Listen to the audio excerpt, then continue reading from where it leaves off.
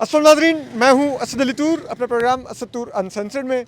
آج عید کا دوسرا روز ہے، لیکن بدقسمتی سے یہ عید شاید آپ کے گھروں میں تو بڑی اچھی بات ہے، عید ہو رہی ہوگی، لیکن اس ماں کے گھر میں عید نہیں ہے. یہ احمد نورانی کی والدہ ہیں. دو بچے سیف الرحمان حیدر اور محمد علی 19 مارچ سے لاپتہ ہیں. اپریل کا آغاز ہو گیا ہے، اگلا مہینہ آ گیا ہے. آرمی چیف سے بھی اپیل کی انہوں نے، لیکن کوئی داد رسی نہیں.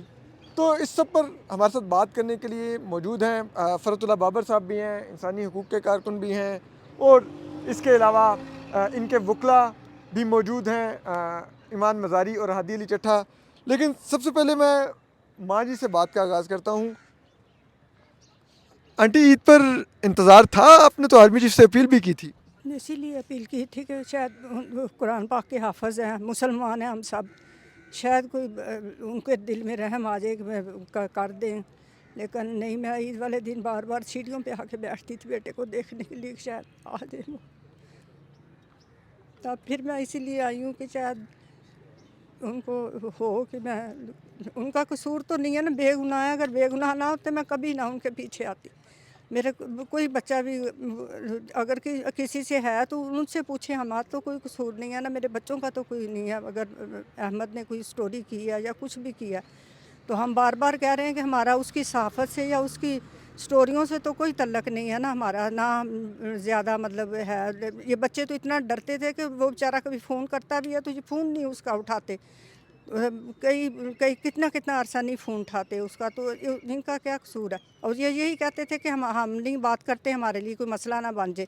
تو وہ اتنے سیدھے ہیں. اب ان کو اب ساری عمر ان کو اس پہ کس پہ اعتبار آئے گا. کہتے ہماری فوج یہ نہیں کر سکتی کہ بے گناہ کسی کو اٹھا لے، لیکن وہی ہوا کہ کوئی سمجھ نہیں آ رہی کیا. عید پر کوئی آیا، کوئی ملنے؟ کوئی کیسی عید آپ کی تھی؟ کیا کیا؟ بس میں بتا رہی ہوں نا، بار بار سیڑھیوں پہ آ کے بیٹھ رہی تھی سارا دن، سارے چپ کر کے بیٹھے ہوئے تھے.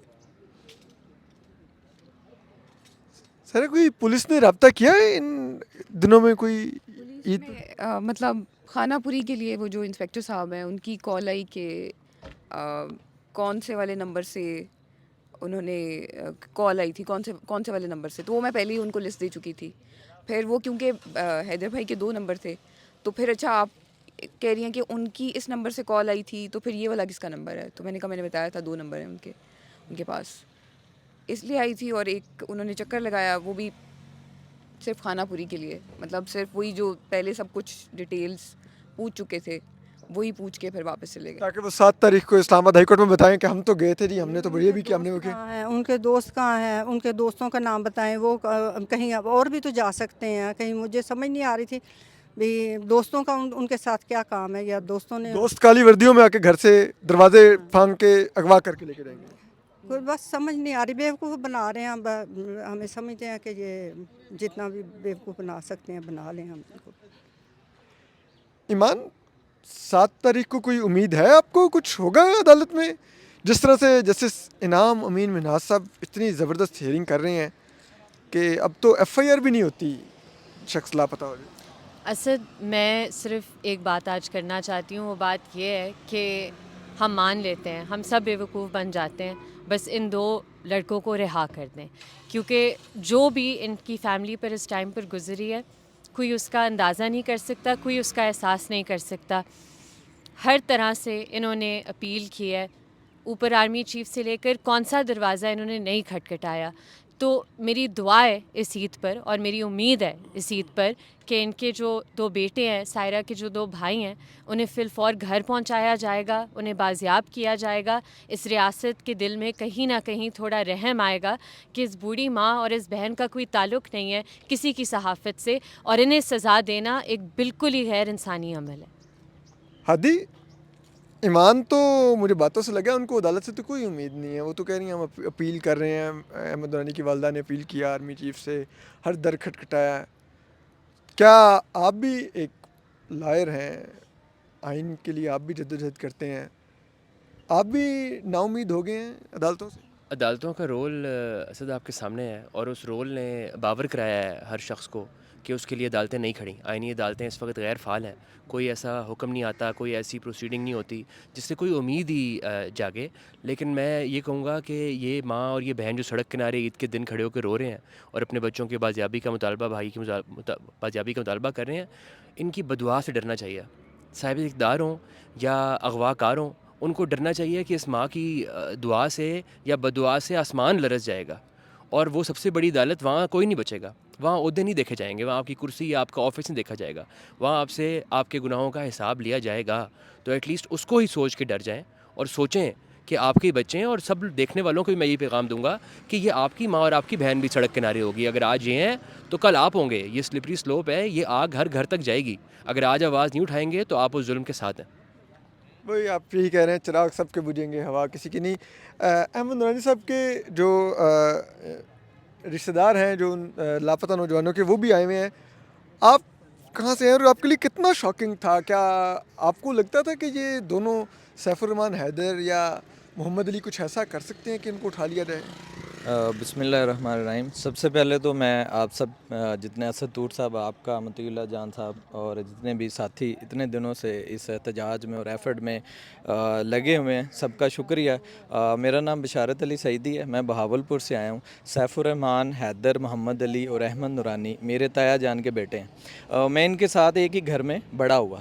مجھے پتہ ہے کہ یہ کیا کر سکتے نہیں کر سکتے. ایک شریفانہ زندگی ہماری والدہ نے ہمیں تربیت دی, مگر جیسے کہ کچھ دن پہلے بھی ایک ویڈیو والدہ نے بیان جاری کیا کہ ہمارا احمد نورانی کی صحافت سے کوئی لینا دینا نہیں, اس کا اپنا پیشہ ہے. اور محمد علی اور حیدر جو ہے یہ انجینئر ہیں, اپنے کام کرتے ہیں. ہم سب بھائی اپنا اپنا کام کرتا ہے, احمد اپنا کام کرتا ہے.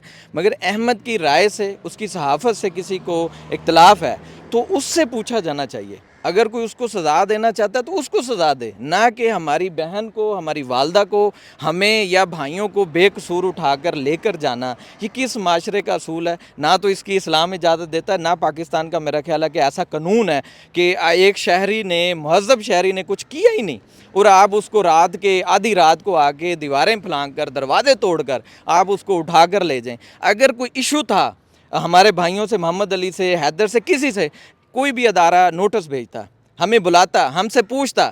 ایجنسیاں, ہمیں اپنی ایجنسیوں پہ ایک فخر بھی ہے, آپ کے پاس ہر چیز معلومات ہوتی. کیا محمد علی میں, حیدر میں آج کے دن تک ان کے پاس ہے نا کچھ ملا؟ ان کو پتہ چل جانا چاہیے. تو ہماری سب کی, میری والدہ کی, میری بہن کی, ہم سب کی آرمی چیف صاحب سے ایک ہی ریکویسٹ ہے, ٹھیک ہے, اور تمام جو ذمہ دار ادارے ہیں کہ ہمارے بھائیوں کو رہا کیا جائے. بے قصور ہیں, بلا وجہ اٹھایا گیا ہے. اور اس سے بڑی جو ریکویسٹ ہوتی ہے, اپیل ہوتی ہے, یہ قسم کا سمجھے معافی نامہ ہوتا ہے کہ ایک ماں دن رات نہیں سو رہی. اور میں وہاں سے بھاگا, میں نے سنا, شاکڈ ہوا, میں خود اپنے بچے وہاں چھوڑ کر آیا اور جو ہے اپنی والدہ کے پاس آیا عید پر, اور ان کے ساتھ کھڑا ہوں کہ اداروں سے ریکویسٹ کریں, آرمی چیف صاحب سے ریکویسٹ کریں. اور پھر یہ چیزیں نہیں, میرا خیال ہے پاکستان میں اگر ہم یہ چیزیں کرنے لگ جائیں گے تو آہستہ آہستہ ہر بندے میں ایک نفرت کا پہلو پھیلنا شروع ہو جائے گا. ہم اپنے بچوں کو کیا بتائیں گے کہ اس ملک میں کچھ نہیں کیا تو آپ کو کوئی بھی اٹھا کے لے کے جا سکتا ہے, آپ کو کوئی بھی سزا دے سکتا ہے, آپ کو کوئی بھی کسی کنویں میں پھینک سکتا ہے. تو ہماری, میری والدہ نے ریکویسٹ 2 دن پہلے کی, آج پھر ہم احتجاج کر رہے ہیں. بھلے ہم 4 لوگ ہیں, یہ 4 کروڑ کے برابر ہیں. اور آپ سب کا شکریہ کہ ہماری آرمی چیف صاحب سے اور متعلقہ آئی جی صاحب سے, عدالتوں سے ریکویسٹ ہے کہ ان بے قصور بچوں کو فوری رہا کیا جائے, بازیاب کیا جائے. اگر ان بچوں میں آپ کو 1% بھی قصور نظر آتا ہے تو ہمیں بتائیں, آپ اس کا ثبوت دیں, عدالت میں لے آئے. عدالت میں لے آئیں, ہمیں نظر تو آئیں. ہماری والدہ, ہماری بہن, ہم جس کرب سے, جس گھر میں گزر رہے ہیں, ہمیں پتہ ہے ہم پہ کیا گزر رہی. تو ایسے, اور سب سے اس سے بڑا پاکستان کے جتنے بھی صحافی ہیں ان پر بھی ہمیں تھوڑا سا, مجھے خاص طور پر افسوس ہے کہ آپ احمد نورانی کے ساتھ نہ کھڑے ہوں. صحافی جو ہے ایک وقت کا ولی ہوتا ہے جو اچھی صحافت کرتا ہے اور ساتھ مظلوموں کے ساتھ کھڑا ہوتا ہے. پاکستان کے صحافیوں کو, پرنٹ میڈیا, الیکٹرونکس میڈیا جتنے بھی ہے, اس مظلوم ماں ہماری والدہ کے ساتھ, بہن کے ساتھ کھڑے ہونا چاہیے, آواز اٹھانی چاہیے. نہ کھڑے ہوں احمد نورانی کے ساتھ, ہمارے ساتھ کھڑے ہوں اور متعلقہ اداروں سے کہیں کہ یہ ظلم, زیادتی, جبر کو بند کیا جائے. ہماری وہی بار بار ریکویسٹ ہے اداروں سے کہ ہمارے بھائیوں کو فوری واپس کیا جائے. بہت شکریہ آپ کا. آپ بھی بہاولپور سے آئے ہیں, ان کے رشتہ دار ہیں سیف الرحمان حیدر کے اور محمد علی کے؟ جی یہ دوست ہیں بھائی، ان کے ساتھ آیا ہوں میں۔ ٹھیک ہے. آپ کو بھی کبھی، کیونکہ بہاولپور سے آپ کا تعلق ہے، یہ بہاولپور بھی آتے رہتے ہیں، کبھی ان دونوں بھائیوں میں سیف الرحمان حیدر میں یا محمد علی میں کبھی کوئی لگا ہو کہ یار کوئی ان کی کوئی ایسی سرگرمی ہو سکتی ہے؟ نہیں، حیدر بھائی تو انتہائی شریفانہ مزاج ہے ان کا، آج تک انہیں تو کوئی سوچ بھی نہیں سکتا کہ وہ مطلب ان کا تو خیر کوئی دوست بھی نہیں ہے ایسا جیسے ہوتے ہیں نا باہر کسی کے بھی، وہ تو ایسے ایزیلی بس نہ ان کا کوئی دوست ہے، مطلب انتہائی شریف مزاج آدمی ہے، نہ ان کی کوئی ایسی صحبت ہے، نہ مطلب باہر کسی میں جا کے بیٹھتے ہیں، بس اپنی نماز پڑھی گھر آ کے۔ ہمارے ساتھ ابھی موجود ہیں انسانی حقوق کے کارکن بھی، فرحت اللہ بابر صاحب بھی. میں پہلے آپ سے آتا ہوں پھر آخر فرحت اللہ بابر صاحب پہ. آپ ہر احتجاج میں آئے ہوتے ہیں، انسانی حقوق کے لیے کھڑے رہتے ہیں یہاں پر، چاہے وہ خواتین کے ساتھ کوئی واقعہ پیش آ جائے، کوئی لاپتہ ہو جائے، کچھ بھی ہو، میڈیا کے ساتھ زیادتی ہو جائے، آپ ہوتے ہیں. آپ کو کیا امید آپ کی قائم رہتی ہے، یا اب آپ آہستہ آہستہ وہ امید کا چراغ بھی اب وہ اس کی لو بجھتی جا رہی ہے، کیا ہے؟ دیکھیں امید تو ہے تو ہم یہاں کھڑے ہیں، مطلب اگر ہم امید نہ ہوتی تو یہ بھی کچھ لوگ اب یہاں کھڑے نہ ہوتے. جب یہ بات جاتی تو ایسے ہی پیسمزم کی طرف ہے کہ ہم بہت سے واقعات ہیں مسنگ پرسنز کے جو کیس ہیں، یہ خاص بات آپ نوٹ کریں جو اکثر لوگ نوٹ نہیں کرتے، جتنے وہ غریب لوگ ہیں، وہ پشتون ہیں یا بلوچ ہیں یا وہ اتنے غریب لوگ ہیں اگر آپ ان کو دیکھیں. باقی یہ ملک اس معاملے میں بڑا فرٹائل ہے، اتنی ہیومن رائٹس کی وائلیشن ہے، عورتوں کا معاملہ ہو، بچوں کا معاملہ ہو، قومیتوں کا معاملہ ہو، اقلیتوں کا معاملہ ہو، تو ہمیں لوگوں کے ساتھ آ کے کھڑا ہونا پڑتا ہے. مطلب یعنی وہ میں کیوں انسانی حقوق کا کارکن ہوں، انسانی حقوق کمیشن سے میرا تعلق ہے. لیکن اس جدوجہد سے کچھ سپیس پیدا ہوئی ہے یا وہ سپیس بھی آپ کو لگ رہا ہے کہ اب لوز ہوتی جا رہی ہے؟ دیکھیں اس میں مسئلہ یہ ہوتا ہے کہ ہمارے پاس اس کا الٹرنیٹیو کیا ہے. الٹرنیٹیو یہ ہے کہ آپ ایڈوکیسی میں آواز اٹھانا پہلا ہے، پھر آپ جو اسٹیک ہولڈرز ہیں ان کو انگیج کرنا دوسرا مرحلہ ہے. ہم جس لیول تک ہم جا سکتے ہیں وہاں تک تو ہم جائیں. یعنی جو آپ کی پہلا کوسچن تھا وہ یہ تھا کہ ہم مایوس آؤٹ کم کیوں نہیں آتی، یا یہ آئیڈیلسٹک آؤٹ کم جن کے تھرو آ سکتی ہے، جو ڈیسیشن میکرز ہیں وہ اس چیز کو ریئلائز نہیں کر رہے. وہ سمجھتے ہیں کہ ان کے پاس انپریسیڈنٹڈ پاور ہے، ان لمیٹڈ پاور ہے، اور اس پاور کے تھرو جو کرنا چاہتے ہیں. خالص طاقت سے آپ ملک نہیں چلا سکتے، یہ اسٹیبلشڈ فیکٹ ہے دنیا میں. بہت شکریہ فرحت اللہ بابر صاحب. آپ سینیٹر رہے ہیں، آپ قانون ساز ہیں، آپ صدارتی ترجمان رہے ہیں، ابھی بھی آپ کا پاکستان کی ایک بڑی سیاسی جماعت پیپلز پارٹی سے تعلق ہے. کیا اس پارلیمان میں آپ کا مزید کوئی رہ گیا، آپ کو لگتا ہے اسٹیک کہ اب اس پارلیمان کے ذریعے کوئی تبدیلی آ سکتی ہے، کوئی پش بیک ہو سکتا ہے، اداروں کو آئین کے احترام پر، شہریوں کے حقوق کے احترام پر آپ لوگ مجبور نہیں تو ایٹ لیسٹ کنونس ہی کر سکتے ہیں؟ اسد طور صاحب آپ نے بڑا اچھا سوال کیا ہے، اور اس وقت جو ہمارا المیہ ہے وہ یہ ہے کہ ریاست کے تمام ادارے، پارلیمان، سیاسی جماعتیں، media, civil society and even عدلیہ، یہ جو تمام آپ کے ادارے ہیں یہ بیک فٹ پر چلے گئے ہیں، اور سوسائٹی جو ہے اور سیاسی جماعتیں بھی کمزور ہو گئی ہیں، اور تمام آپ کا جو میڈیا کا ادارہ ہے وہ بھی کمزور ہو گیا ہے. ان حالات میں کیا کرنا چاہیے؟ ان حالات میں میں سمجھتا ہوں کہ لوگ سمجھتے ہیں کہ یہ مایوسی ہے اور اندھیرا ہے. یہ درست ہے، مایوسی بھی ہے اور اندھیرا بھی ہے، لیکن آواز اٹھانی چاہیے. یہ جو آواز ہوتی ہے اس کا اپنا ایک اثر ہوتا ہے. ہمارے ملک میں اہل قلم بہت ہیں، اہل دانش بہت ہیں، اہل حکمت بہت ہیں، اہل آواز بہت کم ہیں.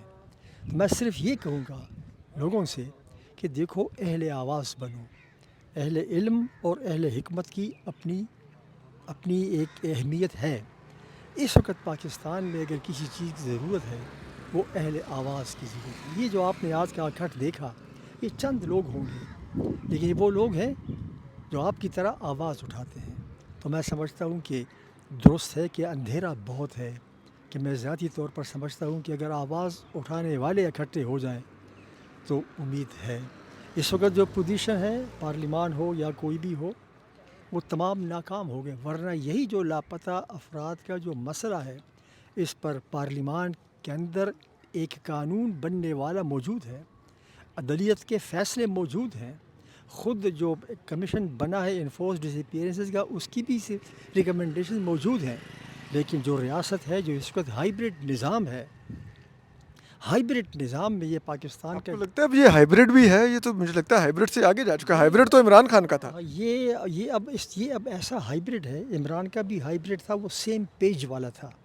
یہ جو ہائیبرڈ ہے یہ ایسا ہائیبرڈ نظام ہے کہ اس کے اندر جو گاڑی کی سٹیئرنگ کے اوپر بیٹھا ڈرائیور نظر آ رہا ہے کہ یہ ڈرائیور ہے، اس کے ہاتھ میں سٹیئرنگ ضرور ہے، لیکن اس گاڑی کے جو وائٹل لیورز ہیں، بریک، کلچ اور ایکسلریٹر اور انڈیکیٹر، وہ اس کے پاس نہیں ہے، وہ پیچھے بیٹھے ہوئے نظر نہ آنے والے ڈرائیور کے پاس ہیں۔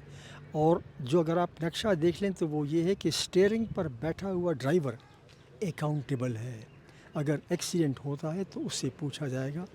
پیچھے بیٹھا ہوا نظر نہ آنے والا جو ڈیفیکٹو ڈرائیور ہے وہ اکاؤنٹیبل نہیں ہے۔ ایسی گاڑی جس کی سٹیئرنگ پر بیٹھا ہوا شخص کے پاس لیورز تو نہ ہوں ڈرائیونگ کے، لیکن وہ مسئول ہو، ریسپانسبل ہو، اور پیچھے بیٹھے ہوئے ڈیفیکٹو ڈرائیور کے پاس سارے لیورز ہوں لیکن وہ اکاؤنٹیبل نہ ہو، ایسی گاڑی کچھ عرصہ کچھ دیر تک چلتی ہے، بالآخر اس کا انجام ایک خوفناک ایکسیڈنٹ کا ہوتا ہے۔ میں آخری سوال فرت اللہ بابر صاحب آپ سے، 26ویں آئینی ترمیم کا نتیجہ اب ہمیں تو یہ نظر آتا ہے کہ پہلے چلیں عدلیہ سے ہمیں یہ آرڈر مل جاتا تھا کہ ایف آئی آر کاٹ دیں، 19 مارچ کے یہ نوجوان اغوا ہوئے ہیں، آج 1 اپریل ہے، 13 دن میں آج 14واں دن ہے، پولیس نے ایف آئی آر تک کاٹنے مناسب اور عدالت نے آرڈر تک نہیں دیا کہ ایف آئی آر کاٹو۔ کیا آج ہم 26ویں آئینی ترمیم جس میں پیپلز پارٹی نے بھی حصہ لیا، کیا کوئی ریگریٹ ہے، آپ کو احساس ہے کہ 26ویں آئینی ترمیم نے عدلیہ کے ساتھ کیا کر دیا ہے، یا آپ لگتے ہیں کہ وہ ٹھیک تھی، شاید عدلیہ خود سے ہی کمزور ہوگی؟ آپ نے بالکل ٹھیک کہا کہ کیا 26ویں آئینی ترمیم، اگر فرض کے ایف آئی آر نہیں کٹ رہی تو کیا یہ 26ویں آئینی ترمیم کا نتیجہ ہے؟ ہرگز ایسا نہیں ہے۔ اس کے بعد عدلیہ اتنی کمزور ہو گیا سر، وہ ججز کوٹ پیکنگ ہوئی ہے جس انداز میں، اب یہ درست ہے کہ عدلیہ کمزور ہو گئی ہے، لیکن میں سمجھتا ہوں کہ عدلیہ کی کمزوری کی صرف یہ وجہ نہیں ہے کہ 26ویں ترمیم ہے۔ 26ویں ترمیم کا جو محرک تھا اسد طور صاحب، وہ تو یہی تھا کہ جس طرح سے عدلیہ نے سو موٹس کے طاقت کا استعمال کرتی تھی، اور جس طرح ایک نیا ڈاکٹرین سامنے آیا کہ آئین وہ نہیں ہے جو آئین کے اندر لکھا ہوا ہے، آئین وہ ہے جس کا جو ہم تشریح کرتے ہیں، تو اس سے بھی ایک افراتفری بن گئی۔ تو یہ اس کا مقصد تو یہ تھا، 26ویں ترمیم کا مقصد تو یہ تھا کہ اس کو چیک کر کے عدلیہ جو ہے اپنے اختیارات کا استعمال کرے، لیکن ایسا استعمال کرے کہ اگر سو موٹو ہے تو وہ آپس میں بیٹھ کے کلیکٹیولی کریں، اگر آئین کی تشریح ہے تو آپس میں بیٹھ کے کلیکٹیولی کر رہے۔ اسد طور صاحب آپ کو یاد ہوگا کہ اس سے پہلے تو یہاں پہ تو کلیکٹیو نہیں، یہاں پہ تو سلیکٹیولی کیا جا رہا ہے، ججز سلیکٹ کیے جا رہے ہیں، یہ آئینی بینچ میں یہ بیٹھے گا، یہ بیٹھے گا، جو کسی کے پسندیدہ ہیں وہی لگ رہے ہیں۔ اسد طور صاحب ایک لمبی بحث ہو جائے گی، لیکن جو اسپرٹ ہے 26ویں ترمیم کی وہ یہ تو نہیں تھی، لیکن ہاں اس آئینی ترمیم کا استعمال اب ایسے ہو رہا ہے، اس کا سدجواب ہونا چاہیے۔ میں سمجھتا ہوں کہ ہاں یہ بھی نہیں ہو سکتا تھا کہ جس ڈگر پہ عدلیہ چل رہی تھی وہ بھی تو اس کا بھی تو آپ نے کوئی علاج نکالنا تھا۔ تو یہ جو 26ویں آئینی ترمیم ہو گئی ہے، اب اس کے نتیجے میں جو علاج کرتے کرتے زیادہ اوور ڈوز تو نہیں دے دی سر؟ پراببلی یس، علاج کرتے کرتے اب جو صورتحال بنتی جا رہی ہے، لکنگ بیک پراببلی 26ویں ترمیم کا جس طرح اب استعمال ہوا ہے، لیکن میں سمجھتا ہوں کہ 26ویں ترمیم کے استعمال میں اب عدلیہ کو بھی دیکھنا چاہیے ہاؤ ٹو ڈو دیٹ۔ یہ جو عدلیہ کے اندر ایک تقسیم آئی ہے بدقسمت، یہ ایک فلسافیکل ڈسکشن ہوگی، کہیں یہ اس چیز کا نتیجہ تو نہیں ہے کہ خود عدلیہ پرانے وقت میں 26ویں ترمیم سے پہلے ایسی اس ڈگر پہ جا رہی تھی اور ہر جج اس ڈگر پہ جا رہا تھا، اب وہ چونکہ اس ڈگر پہ نہیں جا سکتا تو ہو سکتا ہے کہ ان کو یہ چیز ایسی لگی ہو جس کی وجہ سے افراتفری ہے، لیکن جو مقصد تھا آنیسٹلی، کیونکہ ہم نے بھی 26ویں ترمیم دیکھی، مقصد تو یہی تھا کہ جس طرح تشریح ہو رہی ہے آپ تشریح کرو، یہ آپ کا حق ہے، آپ کا آئینی حق ہے، لیکن ایسی تشریح نہ کرو کہ آپ خود آئین لکھ دو، اور یہ ہوتا رہا ہے۔ لیکن ہاں मुझे आपसे ये इत्तेफाक है कि चूँकि ये एक नेचुरल इंस्टिंक्ट जजों में थी, because every judge thought that he is going to interpret the आइन और जो वो चाहे। और अगर ऐसा न होता सर तो सब कि आपको याद है कि जब इंटरनेशनल कोर्ट ऑफ जस्टिस के लोग पाकिस्तान आए थे 2012 में, तो उन्होंने यही कहा था कि द डायरेक्शन जो सुप्रीम कोर्ट ने ली है, it is going to append the democratic process itself. तो मैं समझता हूँ कि देखिए बड़ी लंबी डिबेट हो जाएगी, ये वक्त नहीं है, लेकिन हाँ इस पे बैठ के बात करनी है इस नतीजे में कि अगर 26वीं तरमीम के नतीजे में ये हो रहा है तो इसका ज़रूर इदराक होना चाहिए। बहुत शुक्रिया फ़रहतुल्लाह बाबर साहब। यही एक वो चीज़ है कि अब सबसे बड़ा जो खौफनाक जो अब पाकिस्तानी शहरियों के लिए जो एक जिसे कहते हैं ना वो एक मंज़र है, वो ये है कि अब अदलिया भी ख़त्म हो गई है। अब आपको कहीं से कोई इंसाफ नहीं मिल सकता। अब जिनके पास बंदूक है उन्हीं का राज है, ना आइन है, ना अदलिया है, ना पार्लिमान है। वहाँ पर फार्म 47 की इलास्टिक की शलवारें चल रही हैं। ये मुल्क अब बंदूक के रहम करम पर है। क्या ये रियासत शहरियों को अब ये कह रही है कि अब आपके पास दाद रसी का कोई फोरम नहीं है, अब आप हमारे लिए एक स्लेव से ज़्यादा नहीं हैं, एक हमारे मज़ारे हैं आप। तो मज़ारे कब तक मज़ारे रहेंगे और कब वो कोई अल्टरनेट रूट इख्तियार करेंगे, यही इससे अगला मंज़र होगा अगर यही सब कुछ यूँ चलता रहा, और वो सबसे खौफनाक मंज़र होगा खुदा न खास्ता पाकिस्तान के लिए। अपना ख्याल रखिए। अल्लाह हाफ़िज़।